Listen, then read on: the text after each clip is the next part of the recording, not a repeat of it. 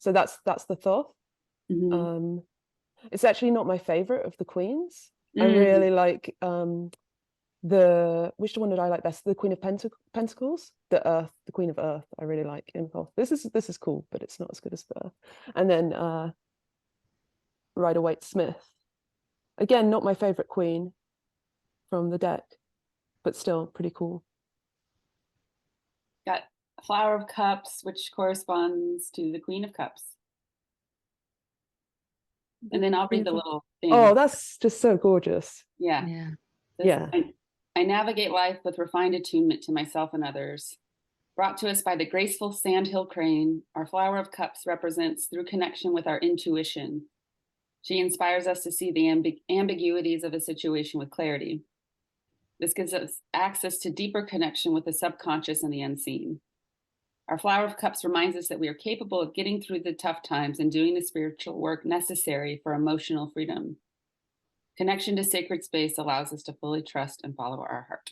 And happy super blue moon from yesterday. It was gorgeous, wasn't it? Yeah. It was wow. beautiful. Spectacular. It was special. And I like not having to stay up so late to see it now, as the nights are drawing in. So what's interesting about the lunation yesterday was that it was the water sign of Pisces.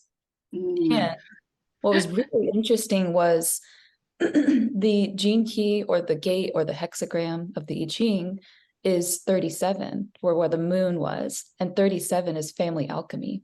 And it's about like choosing your family and knowing that the bonds that you hold are kind of embedded in wounds that you can like overcome and then be in community with other people, like that glue. So it is really interesting that this is Rebecca's element, because all of those components of it, we've mentioned like in the beginning, the glue and just it being water, the most evolved of the water signs, as it, like, because there's Cancer, which is the first water sign, and it's about emotions.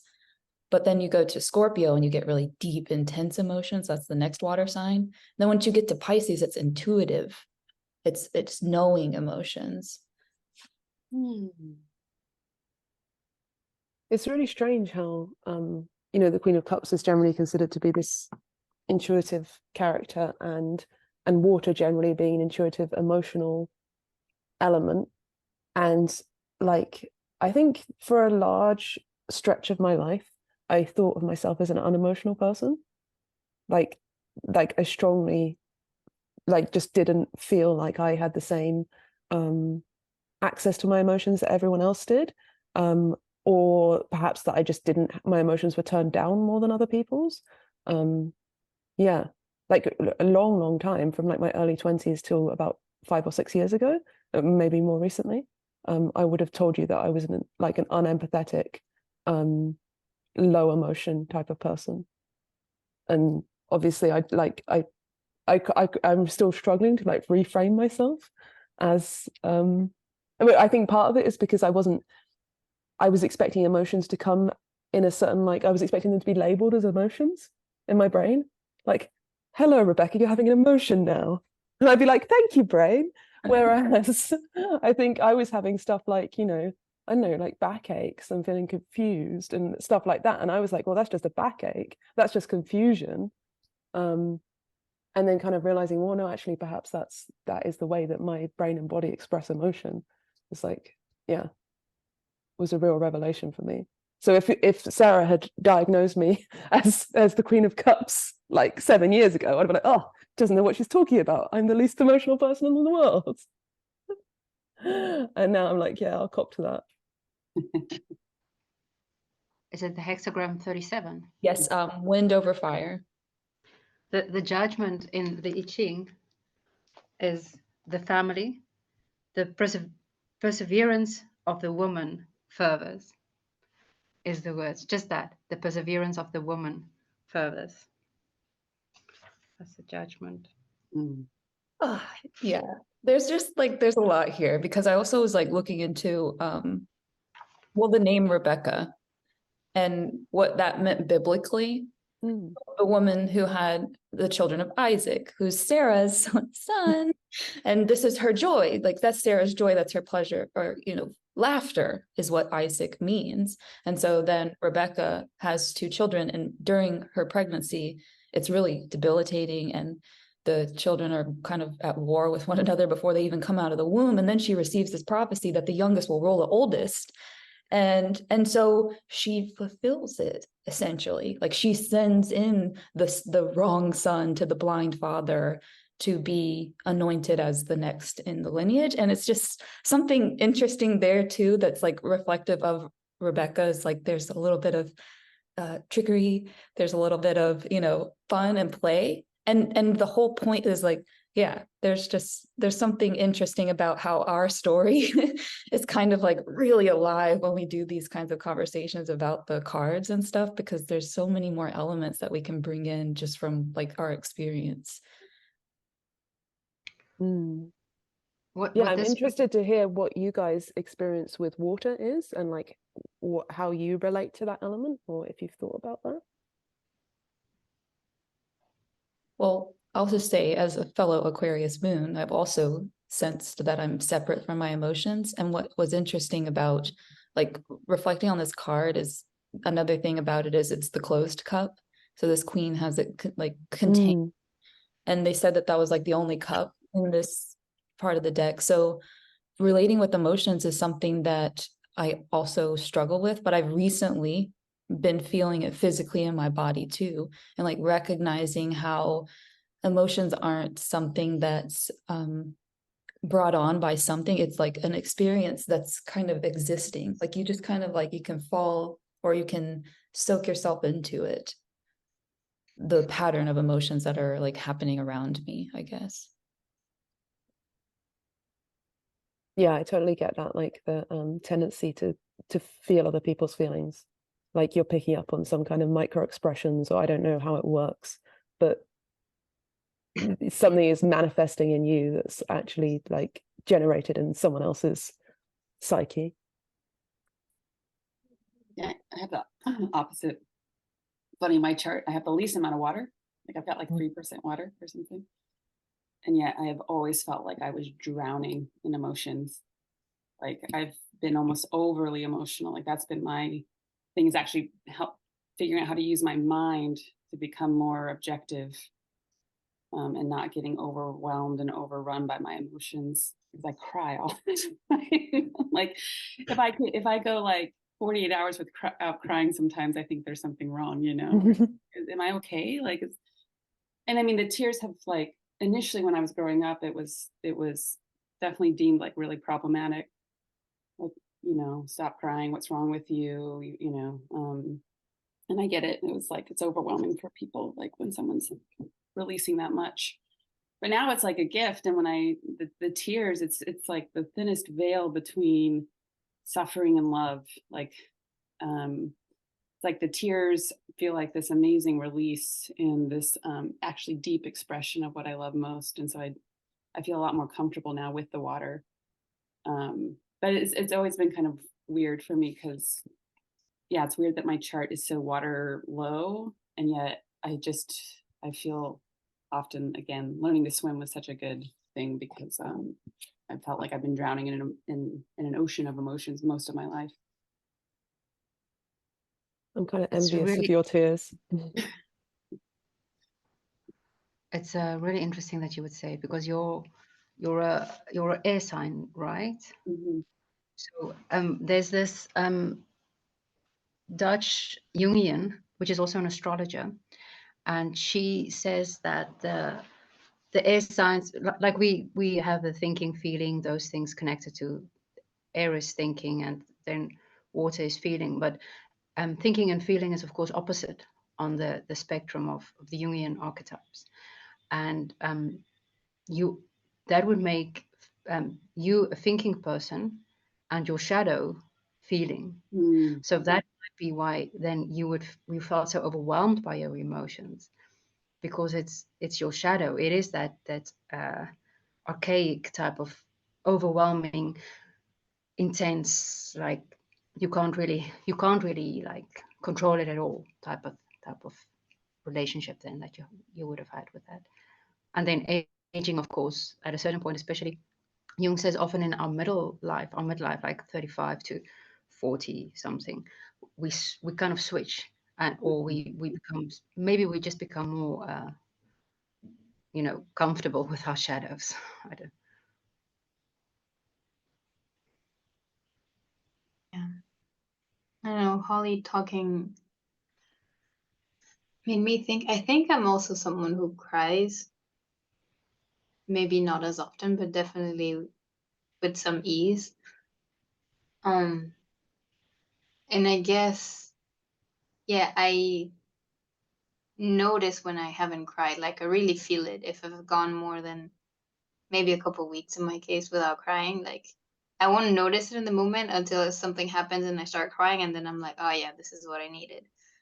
And I guess it makes me think, and I don't know how true this is, but I feel like water, more than any of the other like elements, has this thing of like cycle and something that really needs to keep going. Like, you cannot hold it, you cannot stop it, more than any of the others. It really feels like if it starts to get stuck, I mean, first of all, you can't really contain it too long, or maybe, I mean, some people do, and that usually leads to a lot of illness. But yeah, I don't know. There's something about water more than any of the others that to me has that cycle and flow, I guess is the word. Well, it's part of a big cycle, isn't it? You know, like, do you remember in geography class at school, you know, like condensation, evaporation, condensation, precipitation. Like, water is always in movement. And all the water is all like connected to the same big system. So, you know, your tears eventually will make their way into the ground, and that will go to the sea, and then it will evaporate and come back in the rain, just like all water that we consume and that's part of us. There's this weird feeling of like water is like a something that passes through us, whereas like with earth, I feel like I'm made of earth. And I know obviously, you know, you slough off dead cells and stuff, so there is some movement, but still it feels like way more solid, whereas water is just like this thing that is flowing through. Yeah, and like adaptable because it can fit into any container. Yeah. Well, it makes me think of the hagstones too, how it's like this deep precision and endurance, right? So water can penetrate actually through stone, and there's something graceful and easy about that compared to like chipping away or using brute force. It's like this beautiful penetrative Endurance. Yeah, and kind of soft and gentle, but also like relentless, you know. I mean, it's amazing to think of those stones, that they can create a hole in like something so solid. Yeah. Yeah, there's a lot of creative potential of water in general, because also forms that it can take. So there's ice or steam. It can be like suspended in the air. So there's like versatility and just the molecular structure. It's also a really interesting molecule, H2O, just to get real scientific. So very interesting. Polar, it's like it's got two molecules at this end doing a thing but they're trying really hard to either get to this other molecule if it's structured that way, we'll say. And yeah, there's something interesting about that structure molecularly too. Well, it's very weird, water, because it's extraterrestrial. Like, I know I've bored you guys many times with the giant impact hypothesis, but you know, there's this like 4.5 billion years ago or whatever, there's this big old planet rumbling through from the outer solar system called Theia, and about the size of Mars, like planet, asteroid, whatever body coming through and bangs into Earth, and and that's where water comes from. There isn't water in our inner solar system. There's like no water. It's really super rare. That's why everyone gets so excited when they think they find water, because obviously life. But yeah, so it came from space, not only space, outer space, onto our planet, and that impact that brought Theia into contact with Earth, and the water came from Theia to Earth, is what caused the moon. So the link between the moon and water is like, well, we wouldn't have the moon or water if it wasn't for Theia, who is obviously like the mother of the moon in Greek mythology, which is why we gave that body that name. But like, so there's something very, very mysterious about the fact that water is like an alien. Like, it's like, it wasn't supposed to be here. It's just here by chance. And everything that we have depends on it. Our whole, I know you could say the same of all the elements, but I'm gonna like make a big fuss over water, obviously, since it's mine. You know, like. But it is true. Like if you think of water as an alien, and us human beings being how many percentage water, how many percentage water, 70 then we are aliens. Yeah. Well, where did we come from? We came from water, right? We were Yeah. all born. We got conceived in water. We were water. We crawled out of the from water. beginning. Yeah. Yeah. Our origin is being from the water, and then water breaks, the flood, and then we're into this weird world where there's air. So yeah, we have a deep cellular memory, I think, of being water creatures. So this morning I read some philosophy, and I happened to read that Thales of Miletus, I think, I'm not sure how to pronounce that. Yeah, and that's the guy who designed the grid, correct? The cities. I'm not sure. I only know that he thought everything was water, but you will know. Tell us. No, I just remember him from my urban design kind of classes, because he was the one who came up. I mean, who came up with these kind of concepts? I guess that's debatable, but I guess he's the first one who kind of trademarked the grid as a design mechanism for cities. So the very first gridded cities were some Greek cities, and I think this guy is behind it. That's cool. How does that relate to water? I have no idea. Maybe I think you were about to say something, yeah? Or you were about to read something about him? No, I was reading his name. He said everything is water. Did he say why he thought that? Is that in the book?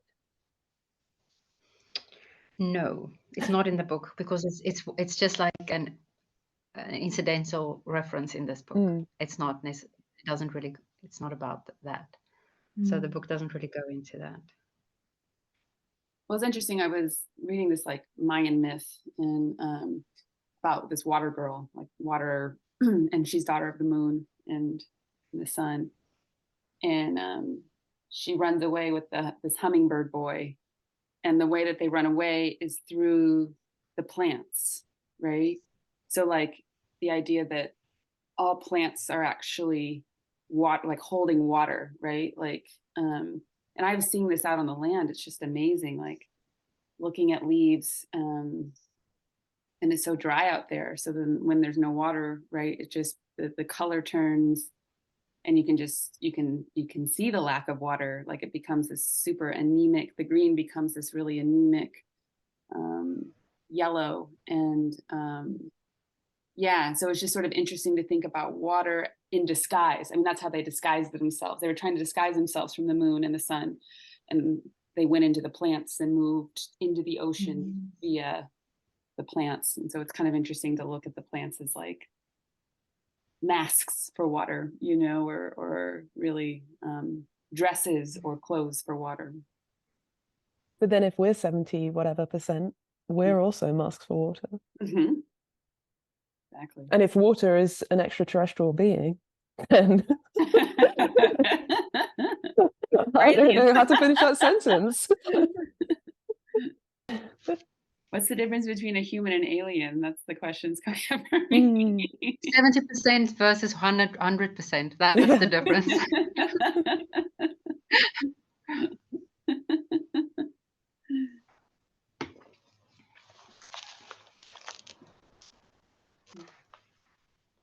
But let's look at the picture again.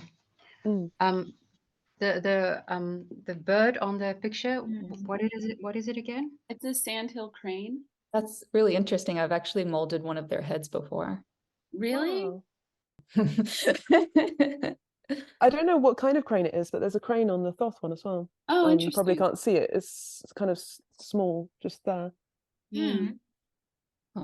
Interesting. I think I remember, I'm not sure, I know I read it in the book on the Thoth cards, and I think it's about the crane, but I'm not 100% sure. Is that the bird that like feeds her young, and then they say she feeds her young from her heart? Because actually she gags a little bit when she brings up the food from her stomach, and then she pushes her beak against her chest, and then because there's like fishes and stuff on her beak, her chest becomes red, and then it looks as if she's feeding her young from her heart.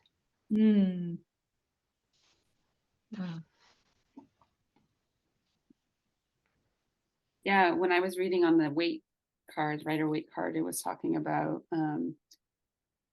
this marriage between imagination and kind of creativity, and this queen of cups being one who really knows how to nourish and nurture the imagination and use it through love, like love being the catalyst or the engine through which the imagination is used to create something good for the world. And part of it being, not just letting the imagination run away freely and wildly, but to actually that she's able to kind of concentrate it and use it consciously in order to create art or beauty in the world.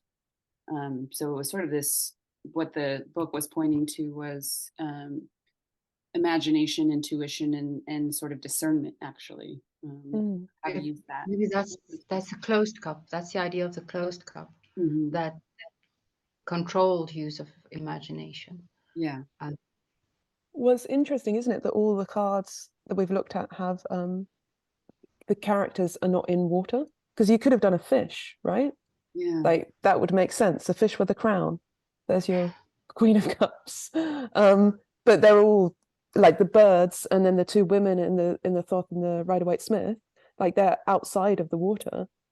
But they can go in, they can enter the water and like go into that realm of imagination, but actually they dwell above the water most of the time.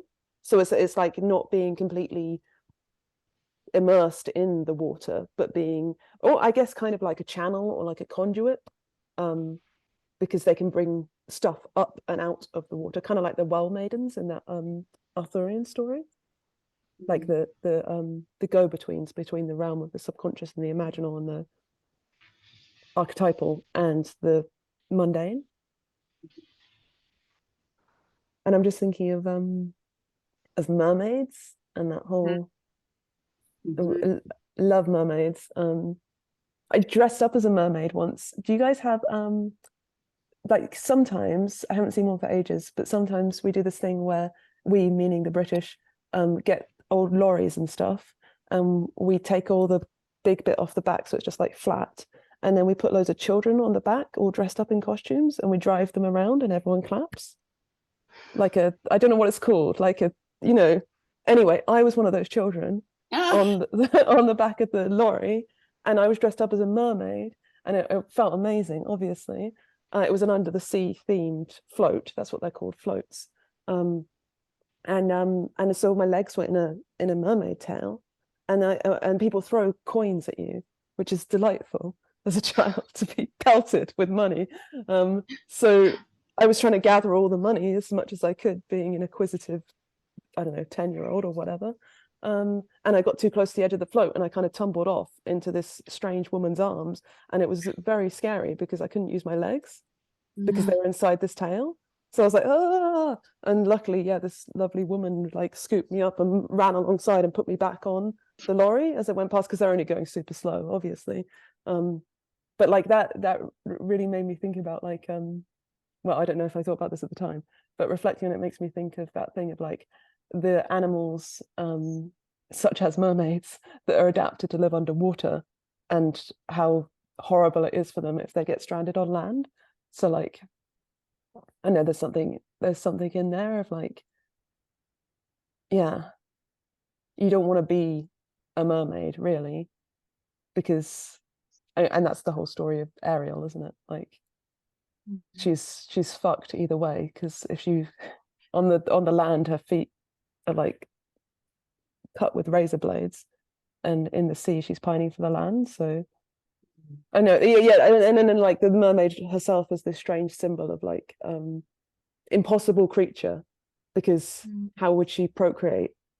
Yeah, it's just like, yeah, I don't know, I there's something about the mermaid that's always fascinated me, and I think it's something about her being in between two worlds, and like the tragedy of that, like not being able to exist in either.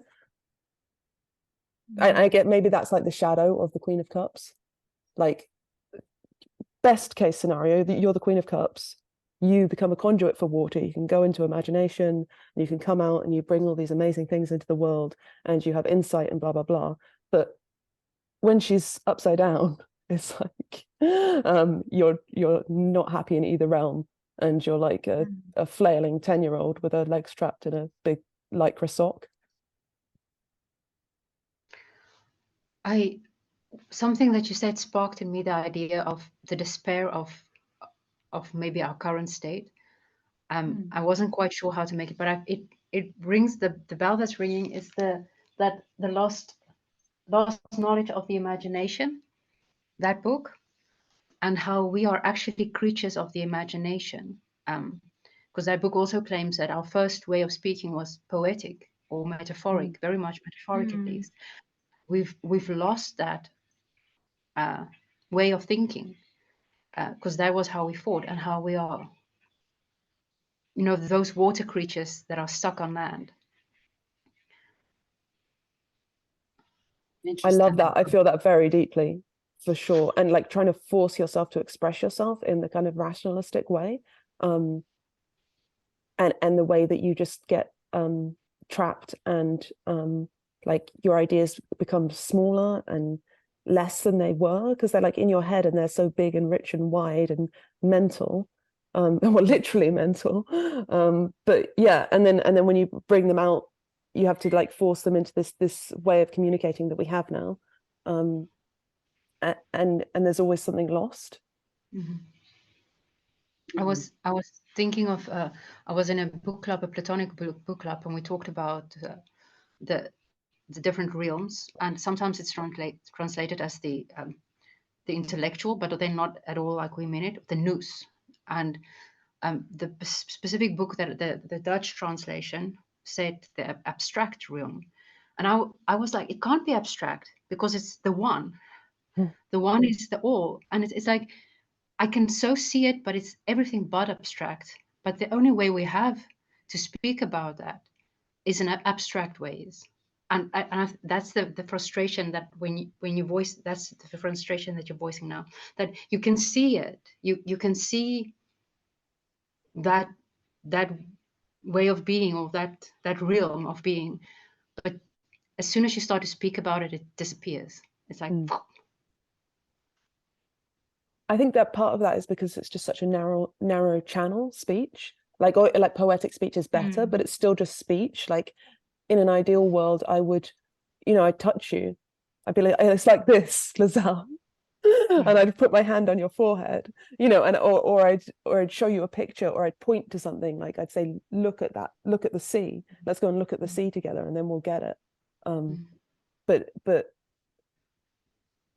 like, and obviously the internet doesn't help, because then it reduces it even further, and we're just communicating in text, not even, so you can't even hear like my intonation as I speak, because perhaps as I speak there's something important going on with, like, like in poetry, the words will break like waves across, the verses, and that's an important feature of it. But and now it's just like, everyone is just interested in content, like what is the packet of information that you're going to pass to me. But like all that stuff, like a lot of that is style, not content. It's like it's not, it's not the sea, it's the paint strokes that you've used to describe the sea in your painting. It's like the intonation of your voice. It's the tenderness with which you squeeze your sister's shoulder. Like that's lost, or it's disparaged. It's not just lost, but it's like considered irrelevant.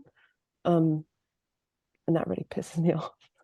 And that micro expressions that you talked about earlier, Mm. which is such a way of bonding, like picking up unconsciously of the other's micro expressions and yourself then portraying those as well and feeling what the other feels is lost as well if it's just words. Mm. I was thinking about like also dialogos versus diaeros, because we were speaking, John was speaking again of the love, logos, life and light. And I was thinking, yeah, I do think maybe we're following one of our other L's. and not logos, but love indeed. Yeah, I do feel like in your company, in all of your company, I'm given like permission to do that in a way in which I don't feel like I get in like other conversations in my life or online. Like, yeah. And that's some kind of gift of water.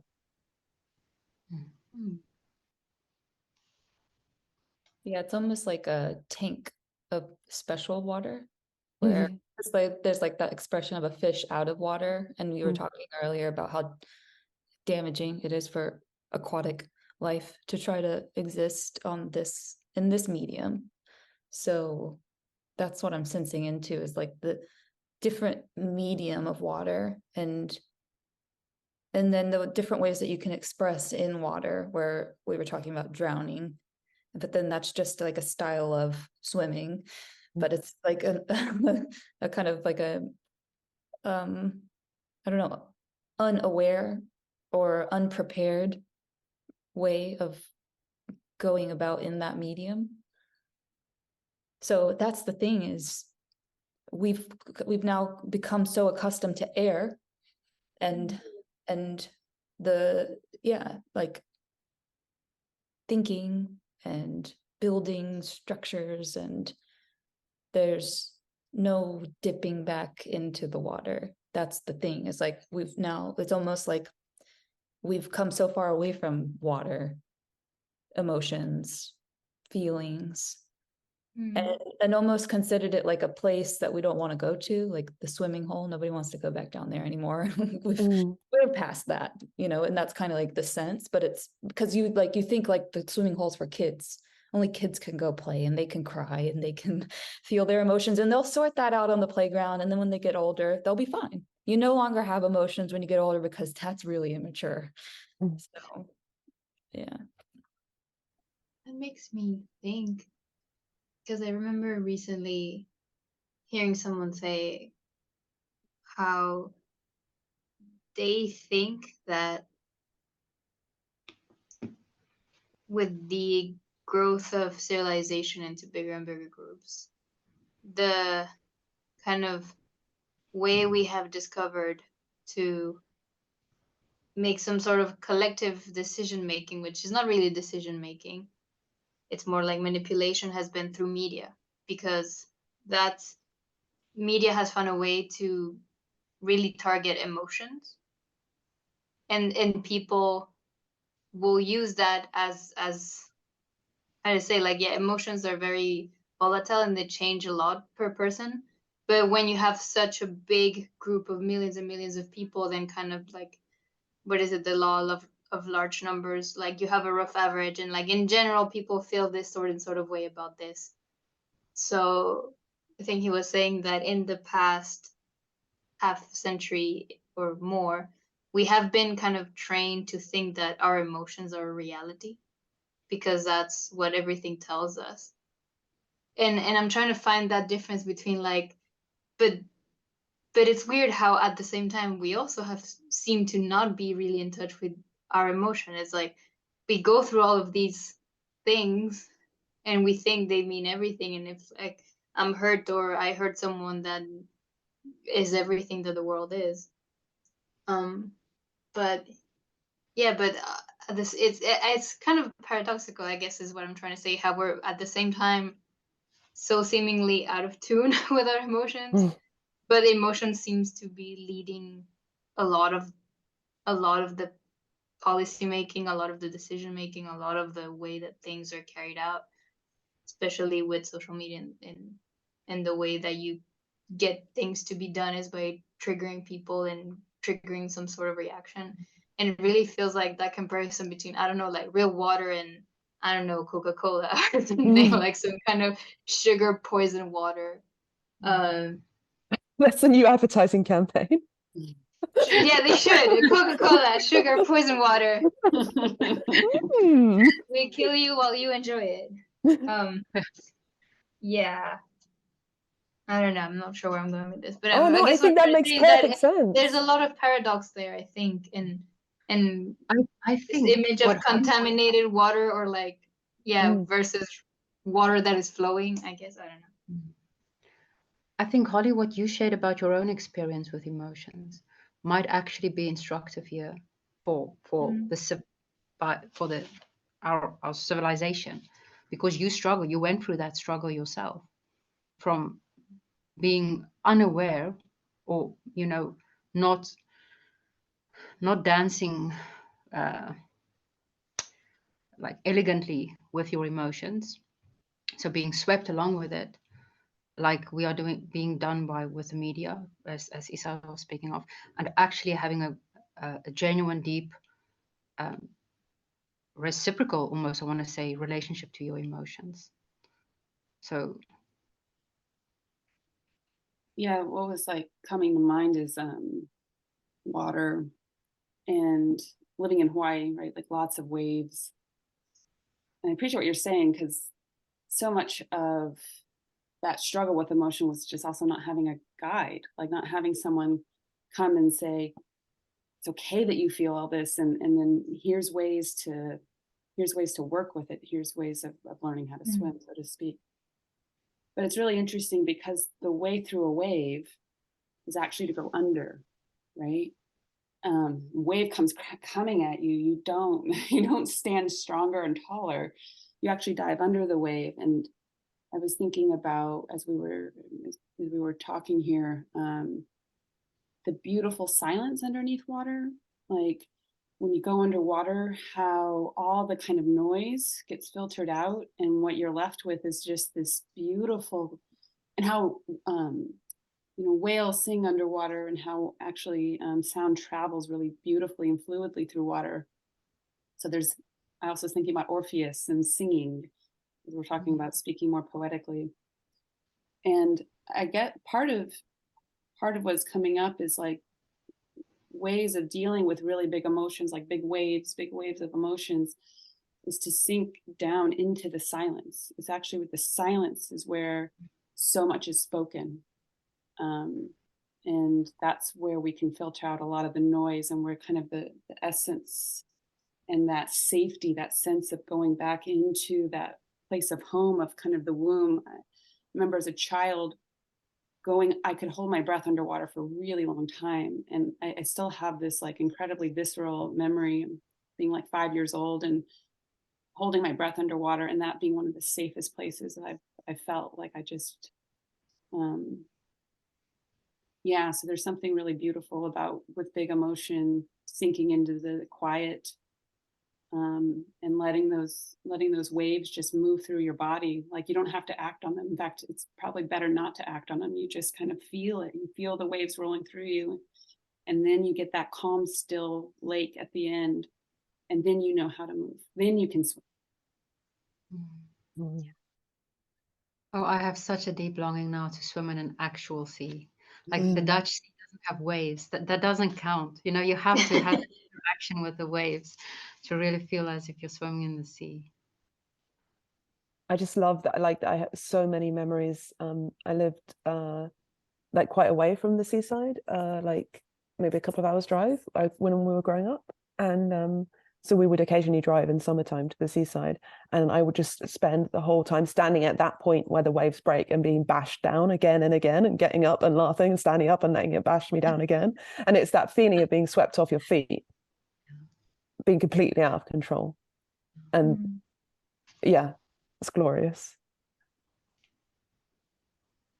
I actually had quite a scary experience in Jeffreys Bay, which is the one town in South Africa which has the biggest waves. A lot of surfers go there. I was swimming and there was wave upon wave upon wave. And I was with a friend and I was laughing because I thought I loved it as well, being bashed around by the waves. I absolutely love it. And every time that I came up, like I laughed, so I wasn't really breathing. And then the next breath, and at a certain point, I think I realized like, this is actually getting life-threatening at this stage. Like, I need to breathe. Yeah, That's the hardest thing. Learn to swim, learn to breathe. That's great. Rebecca and I made a song, like, but I can't remember what it was based on though. Learning to swim Wow. is the hardest thing, or Yeah. something. Yeah. Learning to swim, I ain't got fins. Yes. I'm learning to swim, but I don't got fins. Breathing in is the hardest thing. I can't remember what it's learning to fly, obviously, is the original lyrics, but I can't remember who it's by. Tom Petty. Okay, classic. Well, there's something, we were having this conversation yesterday because I'm going to swim, trying to go to swim once a week in the local pool. Pools are a rarity in Korea, so it's quite a luxurious outing to go to a pool, even if it's like a middle school backyard pool. And yeah, there was this whole conversation about how swimming forces you to breathe a certain way, and the only way your swimming will get better, and the only way you can swim for a long time is if you also breathe in a very particular way, which is not how you would normally breathe when you're out of the water. So I think that's also interesting. Is like, to be able to stay in the water and go with it, you need to, yeah, also master some sort of breathing. It's that air and water, the combination, thinking and feeling the combination. I love it. Yeah, so Yeah. what's the way that you need to learn to think to go into the emotions, into the realm of emotion? Kind of. And tying this back to what I said earlier, I guess the point this guy was trying to make, he wasn't saying like don't feel your emotions. What he was saying is like, don't use your emotions as a compass to make decisions exclusively. That's what he was trying to say. It was like, that's what we are not doing now. Like, we've been told that our emotions dictate everything. And that's what he was saying. Like, it's very dangerous to let your emotions be your guide through life exclusively. And this is where I think the air needs to play in. I think anything exclusively is dangerous. Of course. I was just thinking about that experience of mine of like thinking that I didn't really have emotions, and like you said that he said that people think that their emotions are reality, and I guess that's exactly what I was doing, because I was like, I'm not feeling angry, this thing is outrageous, like it's not me, I'm not angry, the thing out there is like objectively outrageous, or I'm not sad, the world is horrible, like it's like, and so if you're talking about like media manipulation or any kind of manipulation of our emotions, that it's just like, it's way easier to manipulate things that people don't know they have.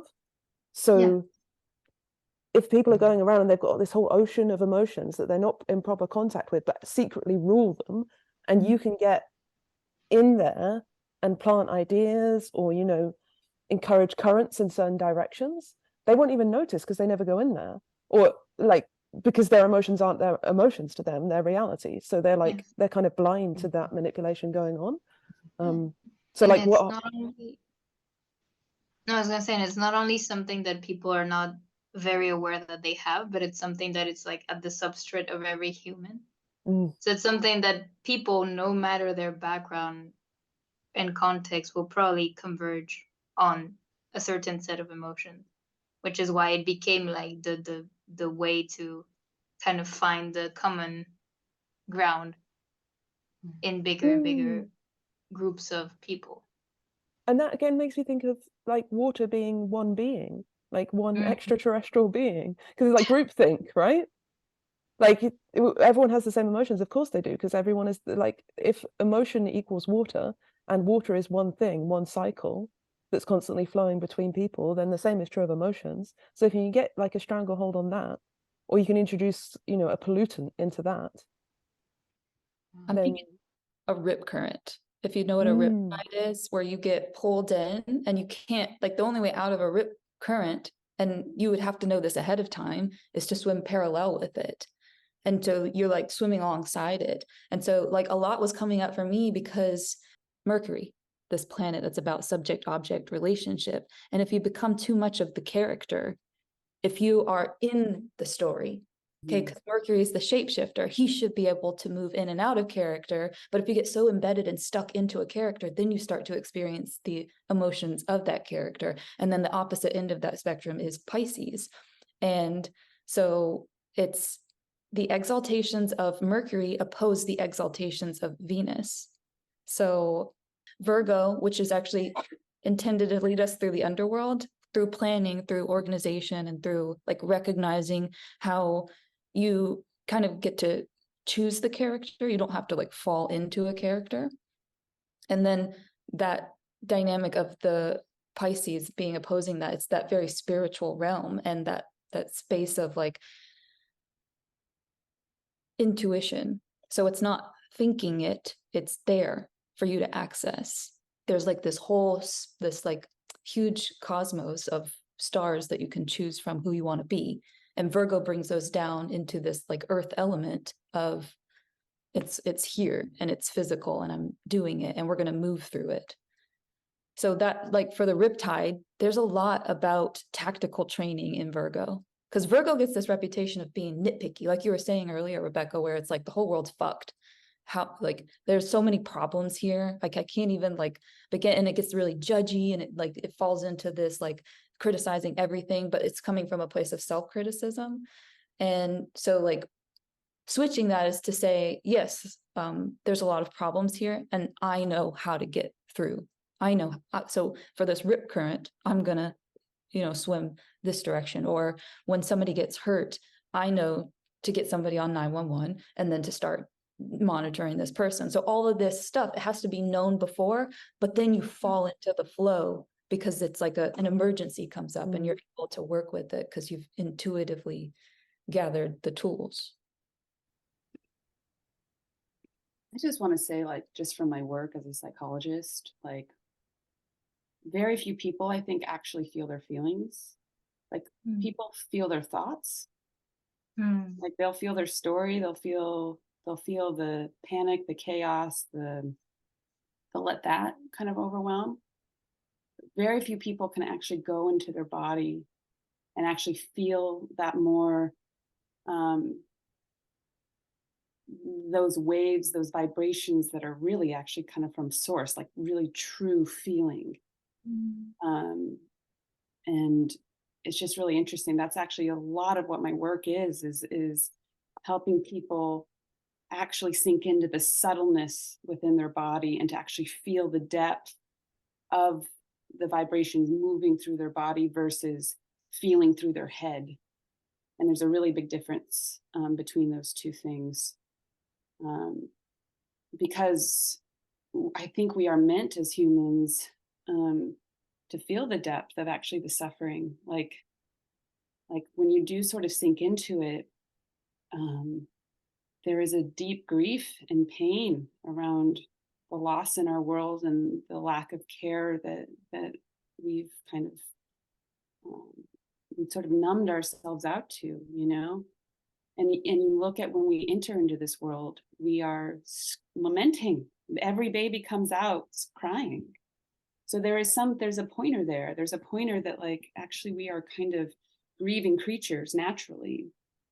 And what I've discovered is like, initially it's sort of like that is it's such a intense feeling to feel that loss, to really feel the depth of it. But at the bottom of it is like the most profound love. It's so full of love. And I think that's been the big difference, where it's like we're going into this place of thinking, and we feel our thoughts, and we feel like the panic and the story, we feel the narrative, but we actually are very divorced and numb to the deeper grief that we all carry just from being alive. But if we can move into those more subtle places and into that depth, it's so full of it's like so full of life. It's the most life-giving, kind of generative, emotional place, I guess. Learning to breathe keeps going through my mind as you speak, Holly. That's how learning to breathe will get us back in touch with our emotions, because it's also actually happening in the body. Now I'm getting ahead, but I like how we started with learning to swim, and now we're like learning to breathe, and I'm like, what's the next one? Where are we going with this? It's learning to breathe in water. That's actually what we're trying to do. That thing that you talked about, Isa, like we need to learn how to breathe when we are swimming. That learning to burn and learning to walk are other ones too. Learning to burn is a good one. We'll get there, I'm sure, at some point. Because that's what I feel is feeling those like going into the body. It does. There's an alchemy when it feels like burning. Something's burning and it's burning off the debris. It's burning off. So when we're not like paying attention to the story, or not, like Sarah was talking about, like become the character, and it becomes like this self-fulfilling prophecy, so to speak. When that sort of goes away and our mind is beautifully empty and we're just feeling what the body is doing naturally, the body, we don't have to think our way through it nearly as much as we do. The body knows how to burn it. The body knows the alchemy. The body's the cauldron. And so when we can just like sink into that without a whole narrative around it, it's not nearly as, that's how we can breathe. It's like you just can trust. You can trust the body's burning this away. And yeah, there's constriction, and it's can be really intense, but it can also be so beautiful. The line between, again, fear and awe is so that it's a really, really thin line. I was just wondering if you think, the reason that people don't access their emotions, or like access that deep sense. I feel like emotion is even like a bit of a shit word for this. Yeah. But that realm, access that realm, is because they're scared of the grief, or because they're scared of the love that they know is underneath the grief. I don't think people know. I don't think a lot of people know that there's love beneath the grief, and they're so afraid to go to the grief that they'll just avoid it and repress it and pretend like it doesn't exist, because it's a should. I shouldn't feel. I shouldn't feel this way. You should feel this way. There was a roommate that I had. She was like, I just want to make sure that you feel comfortable. And I was like, you can't make me feel anything. I can't even make me feel. So that's the thing. I've been that roommate. I have been that roommate for sure. I want to make people feel comfortable. It's a thing about feeling, though. It's like there's an attempt that one can make for comfort of other people, but you just like, that's the brain trying to be like, how can I structure all of this so that you feel a way? And it's like not that easy, because it's there, and there's more to it, and the layers that one's willing to reveal is going to determine whether or not they're even like facing it or not. You're able to tell. I am, because the industry that I work in is people trying to get better. Well, you got to start somewhere. And a lot of people are in a very bad place when they come to me. They've gone to a doctor. The doctor's all up here.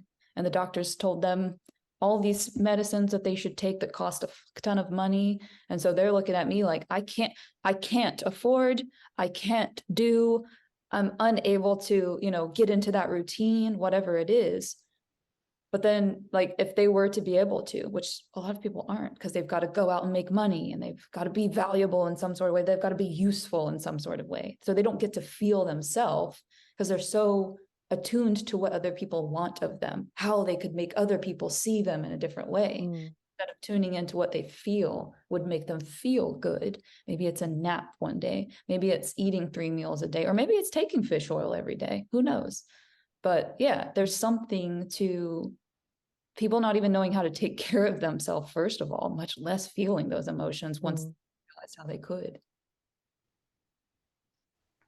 I don't know if you I guys have think ever had this thing where like part of you knows the conclusion to a line of inquiry that you've opened, but you don't consciously know it, but part of you does.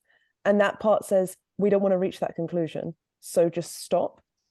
And that's kind of what I was thinking about the grief and then the love underneath. Like, I don't think people are consciously like scared of love, but perhaps subconsciously or whatever, they know that that's the conclusion if they start this quest. And love is like, I mean, love is so degraded in our modern culture. It's disgusting. It's, you know, it's the Queen of Hearts, right? It's like roses, and roses are wonderful, but you know what I mean? It's like it's cheap. But like if you look at, I don't know exactly who, but some of those ancient Greek guys talk about love as this like scary force that like bashes through your life and destroys stuff. And that's my experience of love. It's intense and crazy. So there's like, I know if you know that love is lurking down under there, like that's intimidating. Because it'll fuck you right up. I think not only that, but I think it will definitely render whatever story you're in absolutely meaningless, which is what a lot of us are in. We're just in denial. It's like, oh, you mean I have always had access to love and care and validation and all these things? I'm like striving to buy a gigantic mansion to pretend that I have. Like it when these things become like instrumentalized or become this kind of thing that you translate into titles and some kind of interface with society, it was like, wait, you're telling me I didn't need to play this game all along? Damn it. So yeah, I think there's a lot to lose, a lot of sunken costs.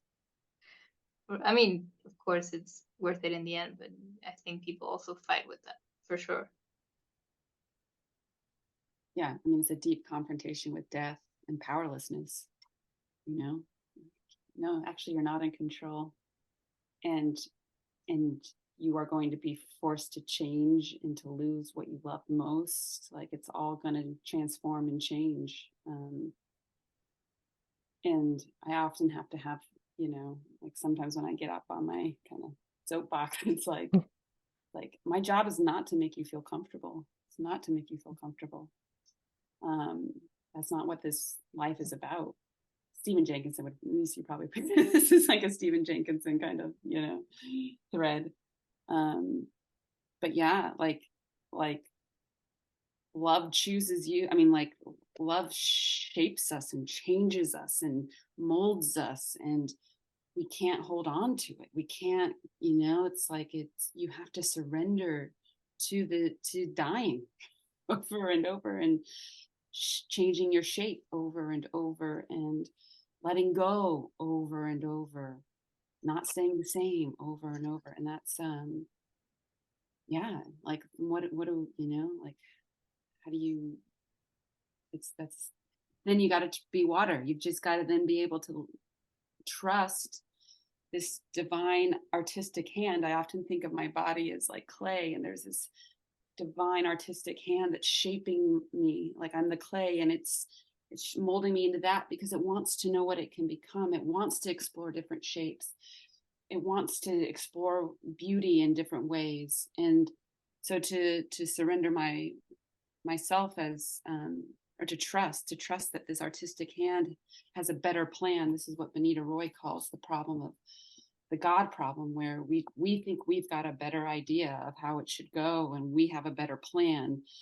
And there's a lot of hubris in that, when, you know, really when you can kind of surrender and trust in that divine voice, that intuition, that divine source, it often, I mean, always has a much greater intelligence and understanding of art than this little guy here.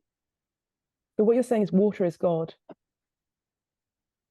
That's what I'm hearing. I'm your Rebecca. Well, and we're made of water, and I mean, you know, like there's right, and there's like a difference here of like God is bigger than me, God is in me, God is me, you know, and God lives in space. yeah. And I'm Agape, space. God is an alien. But becoming God, and not in that kind of like, it's not in that, it's Not an elevation, becoming No. superior kind of thing. yeah, exactly. I was thinking, but I'm not sure. Like, I would actually like to hear what you think, because I think maybe this is what I think, and maybe this is what's keeping me from like we said, people don't go there because they're scared of something. Maybe that's what's like. I had this sense of, to know love, we have to become love, right? We can only participate. That's the only way to know love, is to be love. But that means that we will then have to be that crane who feeds from her heart. Yes. And that maybe that's what's the scary part. Mm. Well, I've been thinking about Christ, right? Contemplating Christ more deeply. And it's like, that dude was given a pretty intense mission, right? Like unconditional love, like spreading this, and that Christ lives in all of us. Like Christ is not separate from us. That Christ consciousness lives in all of us. But yeah, he got these papers that were like, here, go spread all this love, and you're going to be crucified at the end, you know? Like you're going to have to sacrifice it all. And it's like, yeah, that's pretty terrifying. Again, you know, like, But is that the only way to be love? Through sacrifice, through self-sacrifice? Or is that how we were conditioned to believe that that's the only way to be love? I don't know. I feel quite drawn to the idea that love and self-sacrifice, because I feel like when I entered into union with Paul, I sacrificed myself as an individual. And I know like people roll their eyes when you say my other half, but that is like, that's how my relationship is. Like there's, I mean, in so many ways, like practical, mundane ones and more sort of spiritually ones, we have become, and because we've been together for such a long time as well, you know, we're halves of a whole. And to be that, to be half of a whole, you have to sacrifice your individuality. And I think, I don't know, I think love's not for everyone, not this kind of love, you know? You could sacrifice yourself to the world and become part of something bigger. Like it doesn't have to be like another human being. And maybe we need some people who are sovereign unto themselves and who have not made that sacrifice. But like at least in a romantic partnership, and I don't know, maybe you're right, maybe this is just like the modern conception of what a romantic partnership is. But you see it, I mean, you could think about pair bonding in animals and the way that like they're programmed to have certain roles, you know, the male and female animals, so that they can raise their young. But then again, that's only animals that raise their young together. So like a snake perhaps doesn't sacrifice themselves to their lover. I don't know. And do they then actually sacrifice themselves to their lover, or do they sacrifice themselves to the child? Because if it's yeah. But isn't the child kind of like symbolically, at least, like that's it? I guess that's right. You never sacrifice yourself to your lover. You sacrifice yourself to the child, whether that's a literal child or the child is the union that you're creating together. Like that thing you're making, that however you want to think of it, that union, that container that you're creating together.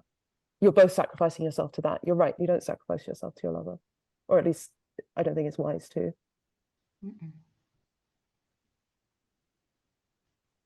So yeah, the relationship that I was sensing more into was like the maternal relationship with the one that comes from her, because it's her body. She's literally sacrificing part of her body for it, no matter what species it is, except like seahorses. But still, you know, there's something about giving body over to other, and that's kind of like the message of Mother Mary, is like being that container within which Christ was able to like fully come to understanding of his abilities.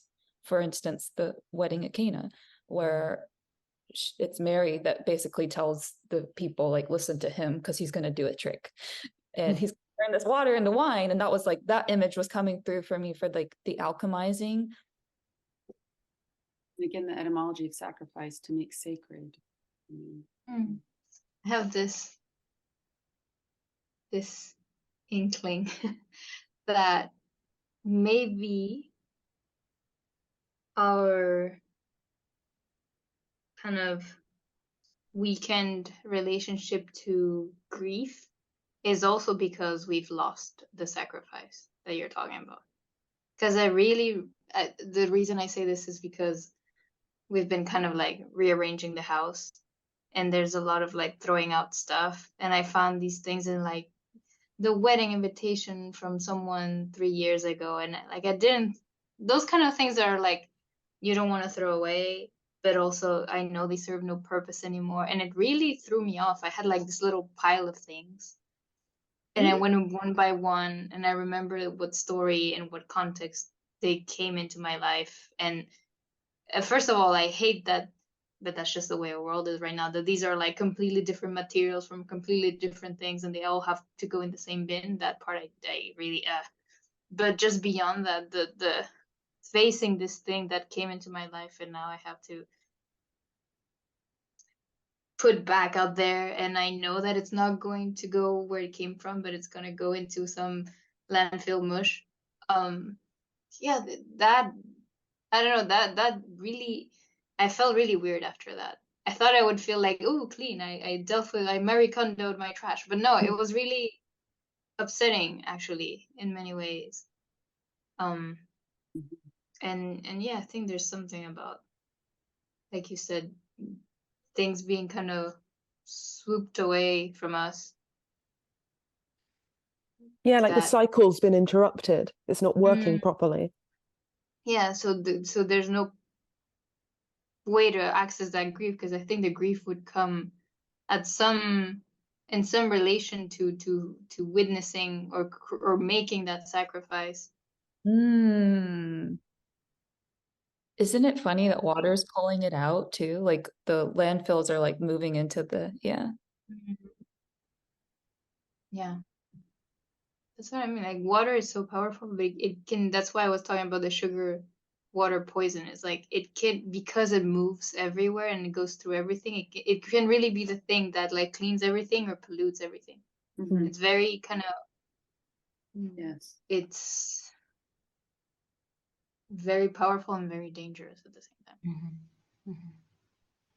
time. Someone I knew had an infection, and then that got into her blood, and that's of course like you're fucked.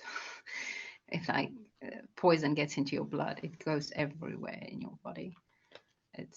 You're poisoning yourself basically. But so the idea came to me when you said you don't feel like you cleaned up. I think you have a very strong sense like you actually just redistributed your trash, and that is why you don't feel clean, because it's still out there, and it's still because you also feel responsible for the whole, not just for your own place. That's why you feel like, no, I didn't actually clean up, I just redistributed. Yeah, it makes me think of that environmentalist slogan, there is no away. You can't throw things away because there is no away. I haven't revealed, I mean, maybe I have, but 10 years ago, if you had been talking to me, all I was talking about was composting and landfills. It's similar to now, but not to the degree, because I was like trying to build businesses around it.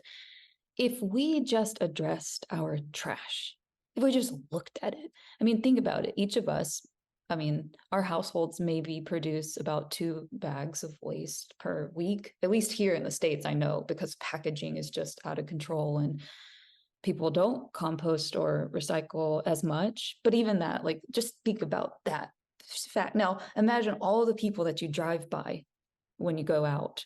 Every single one of those, at least 2 bags per household, each car, 2 bags per household. And just like the accumulation of that. And we're just putting it off to the side and we're hiding it. And what's really interesting was one of the ways that I really wanted to address it was through water, through remediating water with mushrooms, oyster mushrooms, because they have this ability to throw grenades for digestive enzymes. They just like launch grenades. Whatever's left, they take what they want from it. So there's probably this really interesting way you can do it. I don't know, because my results were inconclusive. And so I didn't get any, information as to whether or not this would work, but we've got to filter the water we got little guys that want to do it. There's microbes, there's bacteria, there's fungi, but it's the unseen. We can't see them, so we don't know that they can go to work for us. And even the ones that we can see, like in my compost, there's like bugs and stuff, because I don't turn my compost as much as I should. And it's like, those guys are doing work too. So it's the attention, because of, what's under that big ass pile of waste that we produce is a lot of wounding. A lot of people have been hurt mining whatever fucking bullshit we need to have in our houses. Like, we've so disconnected from everything, and we think that this is normal, the straight walls, the corners, and all these things that we've constructed and created that can just, hey, we just had a hurricane hit Florida in a part that nobody else knows how to deal with, like the part of Florida that doesn't usually get hit, the part of Florida that just got way overpopulated during COVID. Everybody moved to Tampa.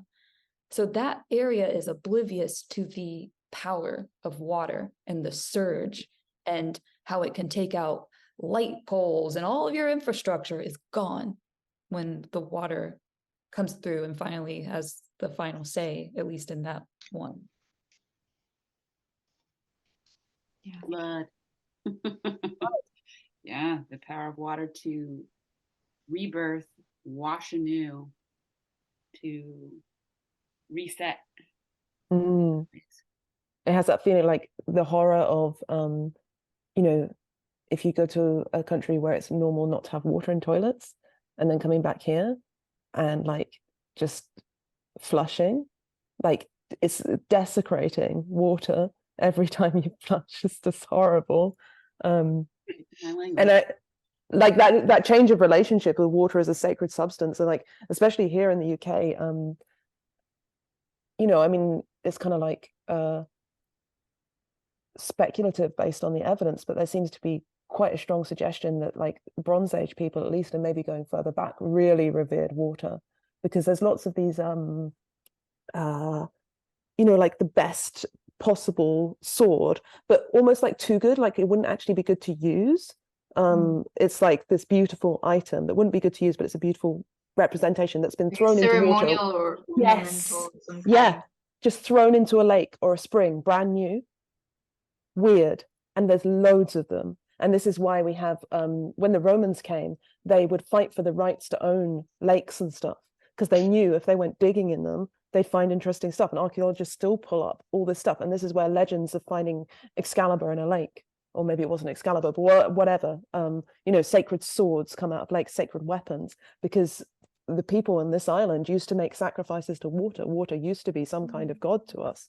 And then like I mean, not to come back around to blaming everything on Christianity, but Christianity, the Old Testament has a big problem with water, because water's like the thing that God didn't make. Like in the 6 days of creation, he made everything else, and water was just sort of there, which suggests that maybe like, what was it, left over from before the last apocalypse? Like what? The aliens. Yeah. So like, and then I was watching this horror movie, I can't remember what it's called, but it was about sea monsters, and one of the characters was Christian, and he was very distressed by going out onto the sea at night, wild storm obviously, to search for sea monsters, and he kept reading passages from the Bible, which is why led to me googling, why do Christians think water is evil? And like getting into this little rabbit hole. But yeah, just like sea monsters and stuff, and just generally like the kind of demonization, literal demonization. There are demons that live in water according to Christianity, Leviathan, and is it Behemoth? I think that was another water but like there's bad things that live in water, just like there's bad things that live in your emotions. Don't go there. Don't go there, people. Stick with the Logos. He'll tell you what to do.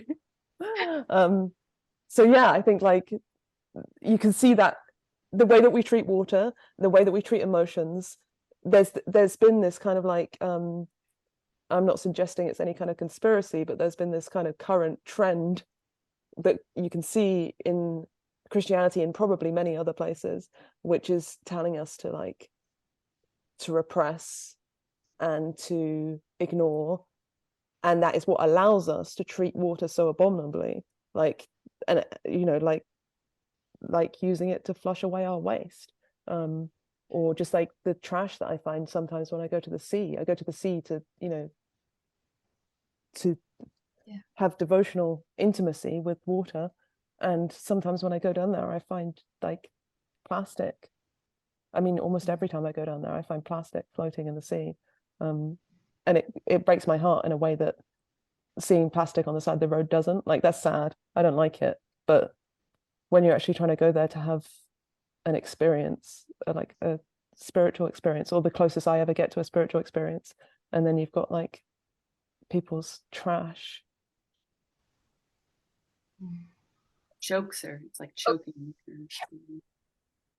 I got like something came through with that, because there's like this purification of water, because we use holy water and there's Florida water.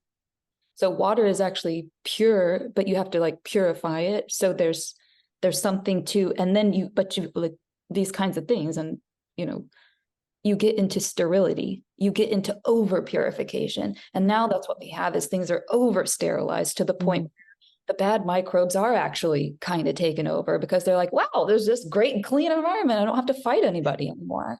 So it's interesting because, you know, yeah, there's still like the sacredness of water, but it's almost like that purity factor is what's caused the problem, I think.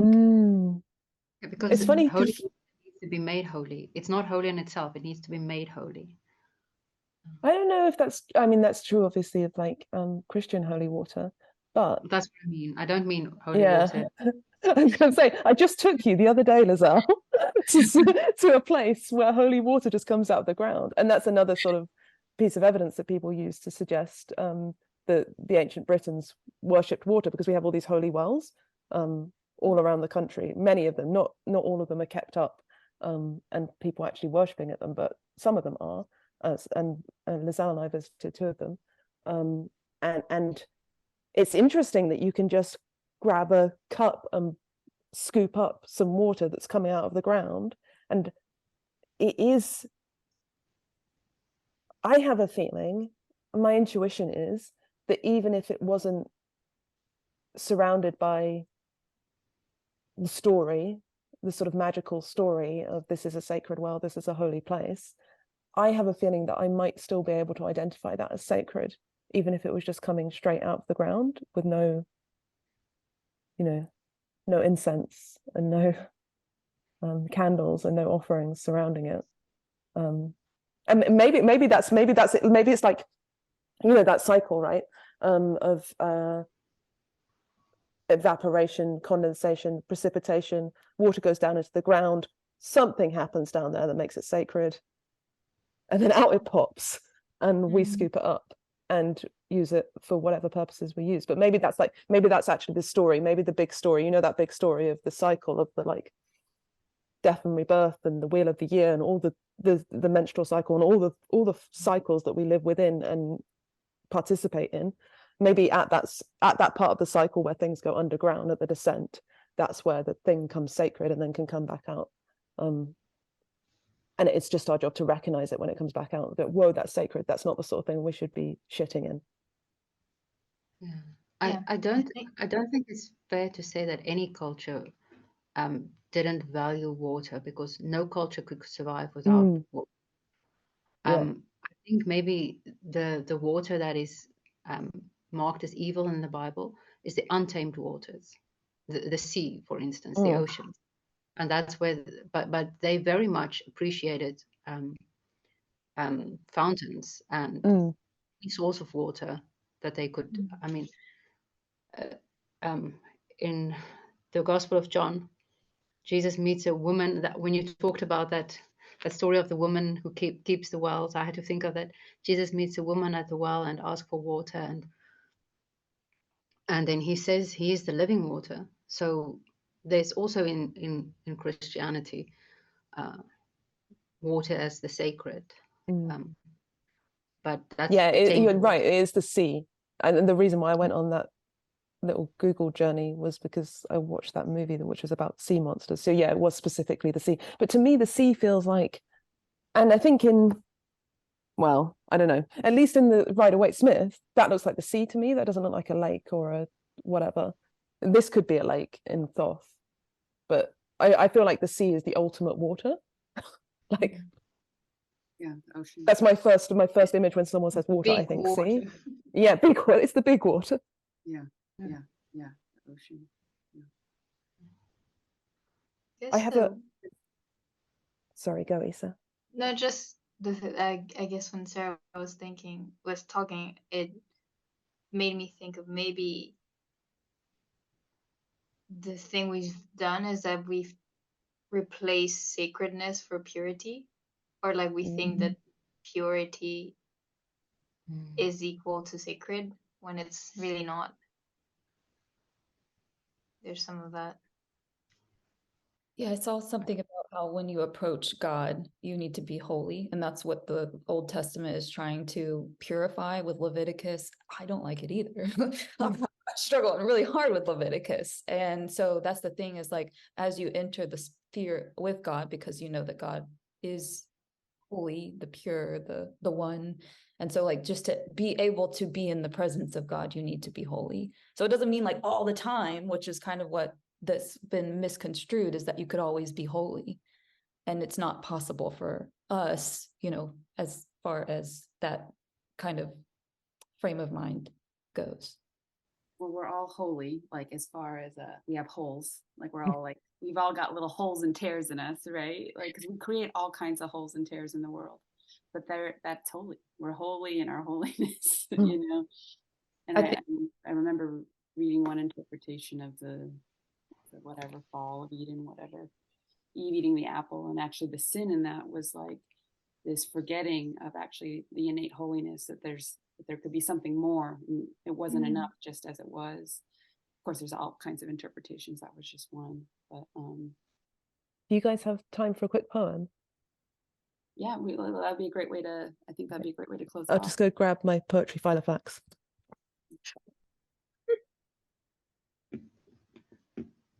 It makes me think I should have a poetry file of facts.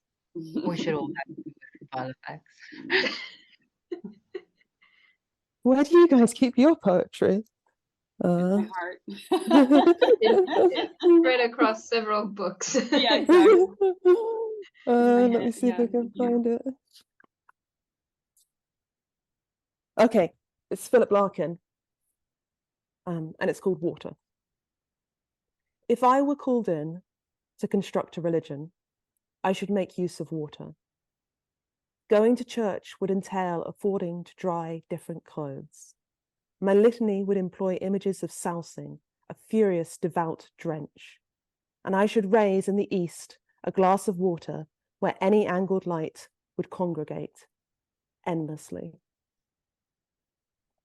Amen. Amen. Larkin.